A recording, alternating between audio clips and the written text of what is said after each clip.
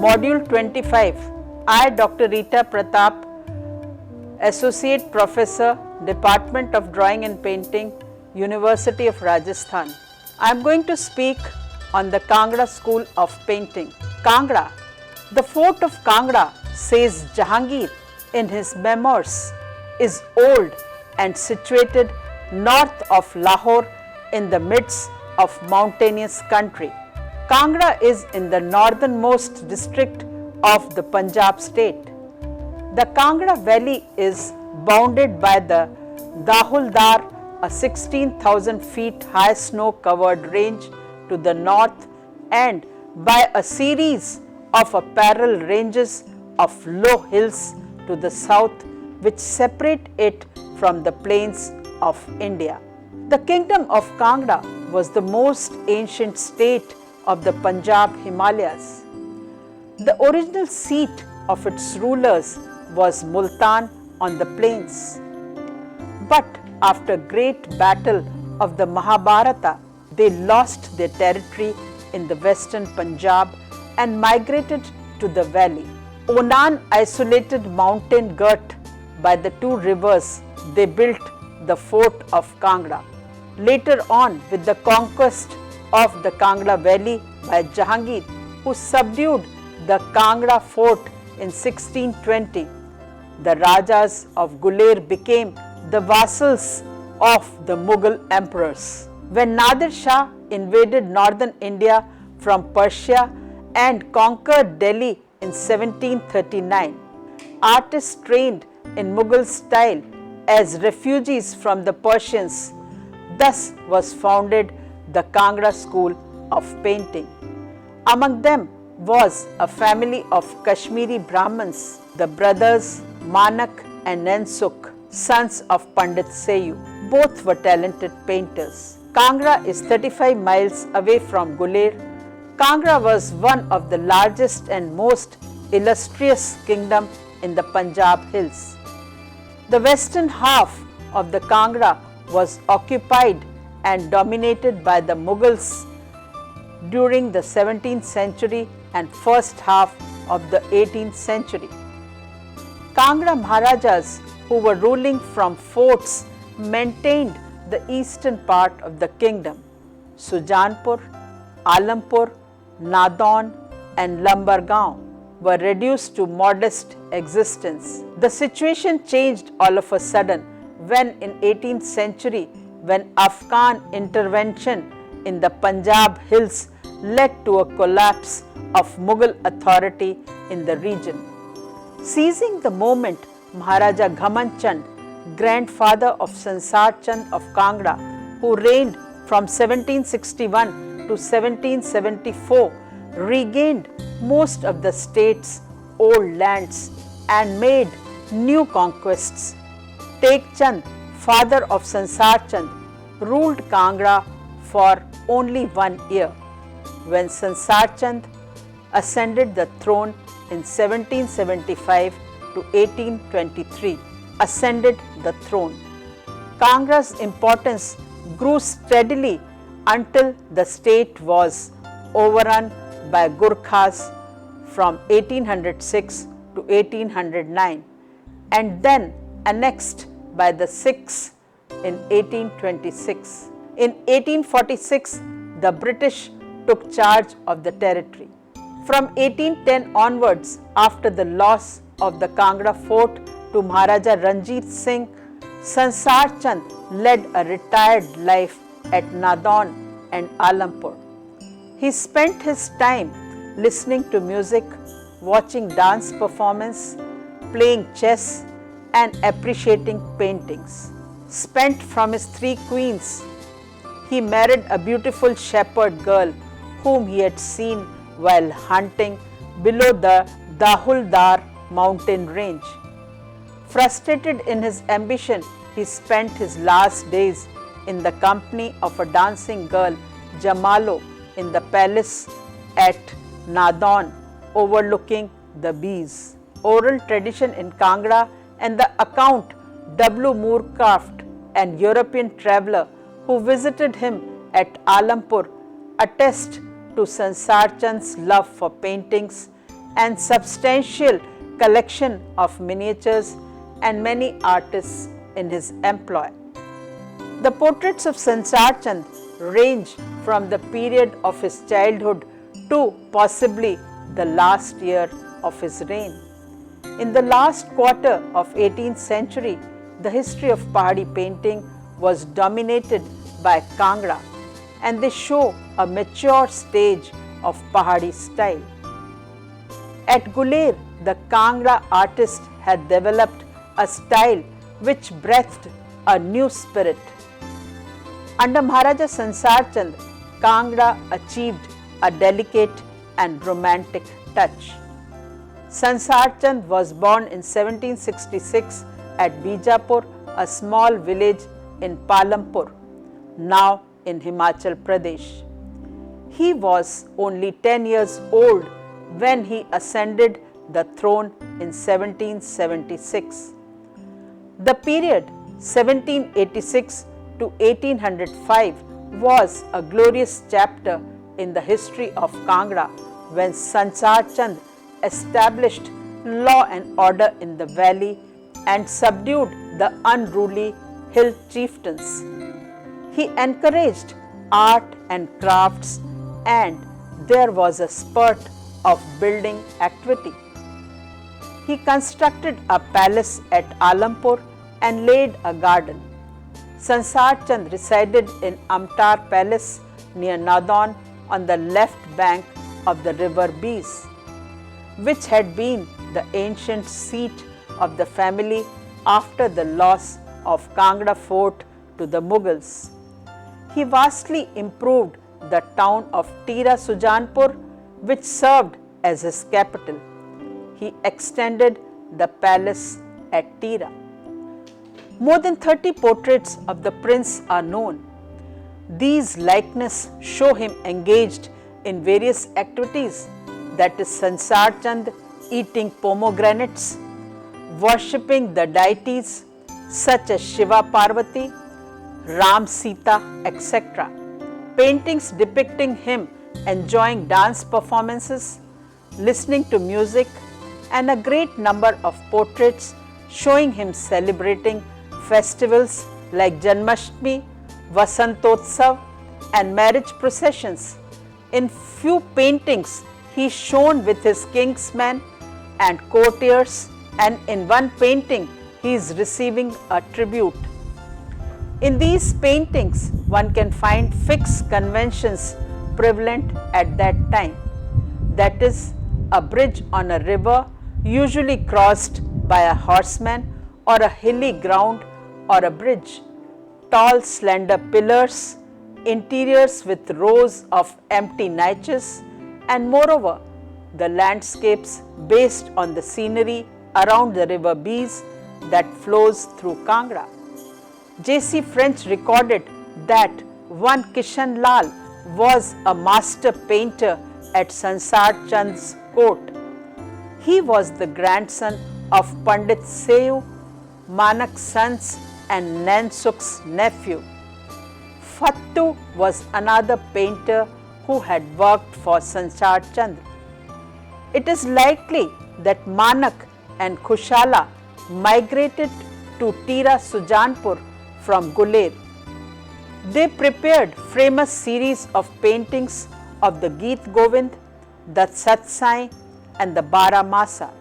Another prominent artist was Purkhu, who is believed to have painted the Bhagavad Puran, the Nal Damayanti, and Ragmala were also painted, which were of high quality.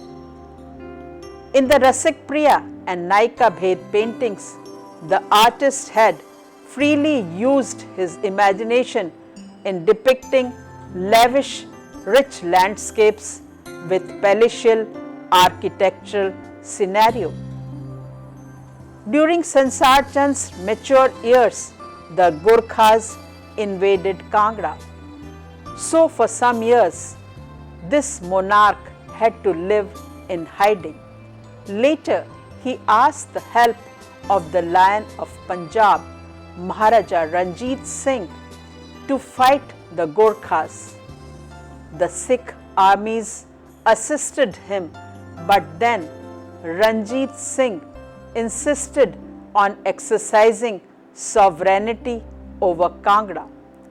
Sansar Chand continued to patronize painters, but after his death in 1823, the Kangra Kalam seems to have lost its primary inspiration.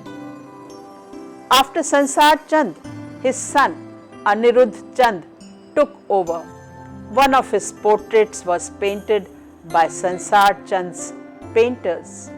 In a painting published by M.S. Randhawa, Rai Anirudh Chand followed by his retainers outriding.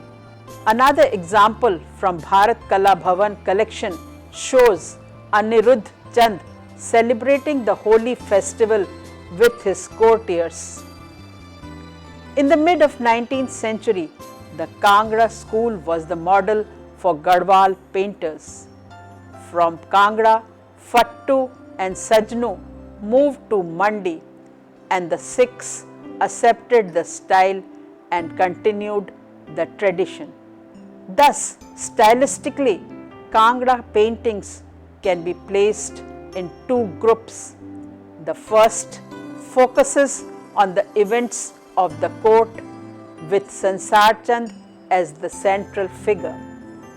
The second, most illustrative in nature and depicts primarily the divine plays of Krishna as recounted in the 10th book of Bhagavad Puran and Jayadeva's Geet Govinda. To this can also be added the Ramayana set, which can best be appreciated in the light of textual descriptions. The Baramasa, inspired by Keshav Das, Kavi Priya, and the presentation of the Nayak Nayika theme based on Bihari's Satsai, contain some of the loveliest paintings of the Kangra school. A Ragamala with an emphasis on the compactness of composition, subtle tonal modulation of color tones, and lyrical patterning evoke the inherent spirit of each melody. Raga attuned to a kind of pictorial paraphrase. The narrative paintings, including the Ragmala set referred above, were the creations of Manku's sons Fattu and Kushala, who had migrated to Kangra seeking employment in Raja Sansar Chand's royal workshop. The style of Bhagavad and Geet Govind attributed to Kushala and Gadhu figures are swiftly turned out in flowing linear rhythm. The roundness of the flesh tint was enhanced with soft stippling. The beauty of the landscape, reminiscent of Nedon and Alampur on the river Bees, also played an important role in these sets. The pattern of composition demonstrates a skillful division of oblong space into units. A careful punctuation of space is used to demarcate sequences. The rounded structure of the hillocks with a modulated rendering of planes was thoughtfully worked out in delicate parallel lines, that is, khat pardas. Parkhu, active from 1780 to 1820, was also the master artist who came from Guler and painted mostly portraits and crowded compositions representing court scenes, festivities, wedding processions, and forms of entertainment. He is also credited of masterminding a few of narrative sets, namely of Shiv Puran, Harivansh Puran, and Devi Mahatmya. Architectural details abound in these narrative paintings, and the frame remains divided by the diagonals, squares and concentric rectangular units. Even the details of the eyes, hairs and fingers are standardized to some extent. A few paintings are for study. Plate 1 depicts lovers watching rain clouds belonging to Kangra school, dated to about 1780 and from the collection of Mrs. John F. Kennedy, New York City, is also a good example of Kangra school. The tranquility and pleasure of love in union is evident from the posture and aspect of the lovers as seated in a balcony. They watch a flight of cranes against the dark monsoon clouds. Below the balcony in the painting is a frightened peacock. Its tail feathers have a bright sheen of blue and green dashed with gold. In a corner are mango trees laden with ripe orange colored fruit. The amber of the youthful lovers is in happy contrast to the white of the marble. The place with its lace-like marble is strong reminiscent of Sansar Chand's palace on the hilltop at Tira Sujanpur overlooking the bees, and that of Alampur across the river. Another subject of the Kangra artists were the 12 months. This was more than the vision of changing seasons and landscape. The artist told also of the emotions, and that the season is inspired in these so fortunate as to be in love. A famous series on the 12 months was once in the possession of Maharaja Sansar Chand. The painting, The Month of April, belonging to Kangra school and dated to about 1790, is from the collection of one of Raja Sansar Chand's distinguished descendant, the Raja of Lambargaon, Kangra Valley. In the painting, it is the month of April. The lovers are seated on a terrace and the hillside in the background is covered with flowers. The lady is imploring her lover not to leave on his travels and leave her alone when the spring is in its prime. The painting catches the universal spirit of spring. In plate 2, Krishna with cowgirls in moonlight belongs to Kangra school and is dated to about 1790 from the collection of G.K. Kanodia, Calcutta. This painting deals with Kangra style themes. Krishna manifests himself to the bewildered girls who had sought him in vain. He is wearing a white garland and a yellow wrap, and the girls are spellbound by his beauty. He stands surrounded by them as the moon is surrounded by the stars. In the painting, the soft radiance of the moon is handled with great effect.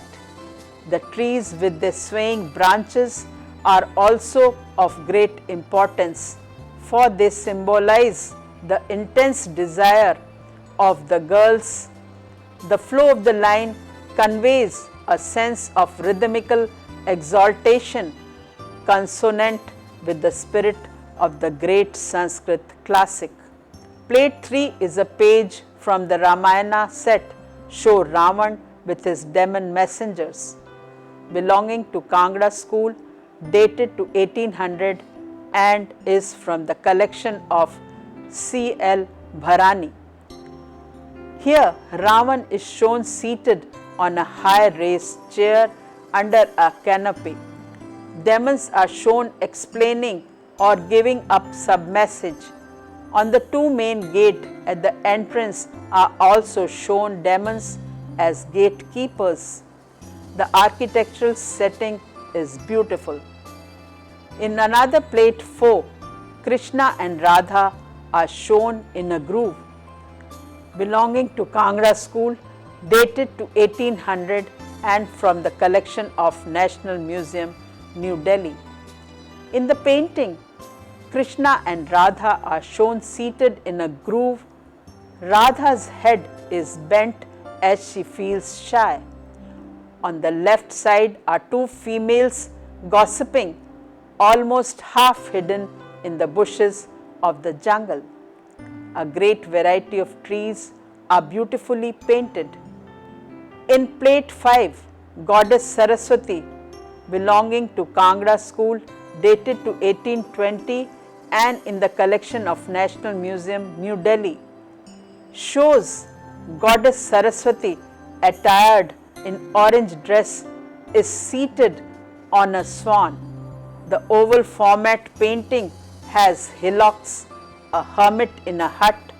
At a distance are painted few figures in different activities. A pond to the landscape. Plate 6 shows Lord Ganesha, belonging to Kangra school, dated to 1850 and from the collection of Bharat Kala Bhavan, Banaras. Lord Ganesha is seated on a chowki under a yellow pavilion. Two females, one at the back is swinging a fly whisk and another in front is holding a tray and a pot. Ganesha's Vahan, rat, is shown at the bottom. Krishna's ring dance in plate 7 is another beautiful example of the Kangra style, dated to 1815 and from the collection of C.L. Bharani. The painting on its right shows Krishna surrounded by gopis performing ring dance. He is in the center with a dancing pose and all round gopis joining their hands as if to clap. The rhythmic movement can be visualized.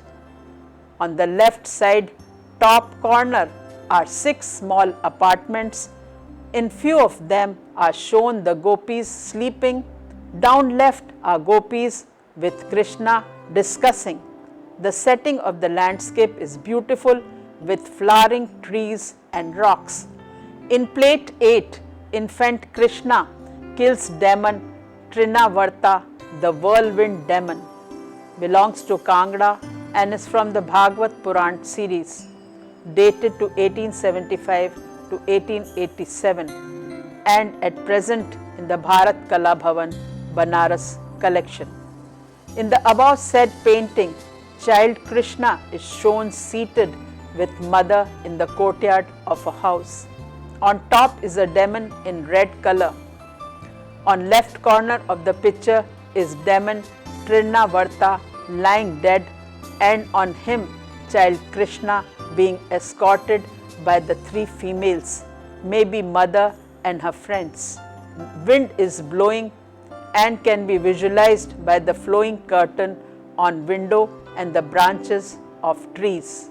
Plate 9 is a leaf from Geet Govind series titled Krishna and Radha Make Love, dated to 1780, opaque and watercolor and ink on paper and in the collection of Virginia Museum of Fine Art.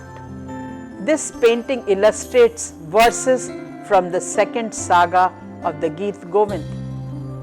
The divine pair are shown making love on a bed of leaves in the forest. Wearing his peacock crown, Krishna lies on top of Radha with most of their bodies discreetly concealed behind a blanket-like hillock. A grove of deep green trees shelters the figures, adding to the intimacy of the scene. All around them is flower-laden creepers, trees and river flowing in the foreground. It is springtime. Plate 10 is Shiva Ardhanarishwar. belonging to Kangra, dated to 1810, opaque and watercolor and ink on paper, and in the collection of Virginia Museum of Fine Arts. This early 19th century miniature depicts Shiva in his manifestation as the divine Ardhanarishwara. The body is divided vertically into two equal parts. The left half shows him as a male and the right half represents his Shakti, power, in the female form of his consort. The goddess Parvati, Ardhanarishwara, is shown seated on the hide of an elephant demon Nila in the rocky landscapes of his Himalayan home. A leopard skin is wrapped around his waist. A garland of severed heads hangs from his neck. A serpent coils around his arm. The river Ganges is flowing from his lock. The right female is showing wearing a red skirt, gold scarf and elaborate gold jewelry. Parvati tiger lies calmly amid the rocks on the right, while Shiva's bull Nandi peacefully grazes near the trees on the left. Plate 11 is Krishna adoring Radha's hair, belonging to Kangra school, dated to 1815 to 1820. This is opaque watercolor on paper and is in the collection of Virginia Museum of Fine Arts. Here, Krishna is shown braiding Radha's long raven black tresses with strings of pearls as she places an ornament on her ear. The couple are seated on a bed of leaves besides a river. Trees laden with feathery green foliage and delicate flowering creepers surround them. The costumes are quite stylized and jewelry is more meticulously detailed.